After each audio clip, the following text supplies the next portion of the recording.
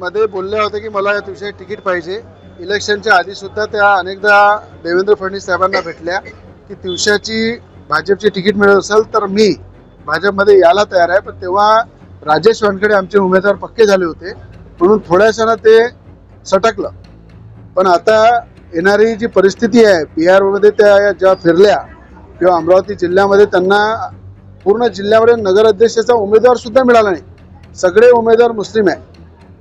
मुस्लिम उमेदवार शोधू त्यांना काँग्रेसवर लढावं लागून आलं. अशी परिस्थिती काँग्रेसची झालेली आहे. आणि येणाऱ्या 6 महिन्यामध्ये काळ्या दगडावरची पांढरी रेघ आहे की यशोमतीताई ठाकूर ह्या भाजपमध्ये दिसतील. आमच्या भावाला जोक मारायची सवय आहे. अफवा, गोंधळ, नाटक, नौटंकी सगळ्या गोष्टी करायची सवय आहे. असं आहे, तुमचा पक्ष नेमका कोणचा हे तुम्ही ठरवलं पाहिजे. आजची वस्तुस्थिती ही आहे की भाजपनी त्यांचा पक्ष रवी राणा, नवनीत राणाच्या खुटाले बांधलेला आहे. आता राहायला विषय माझा.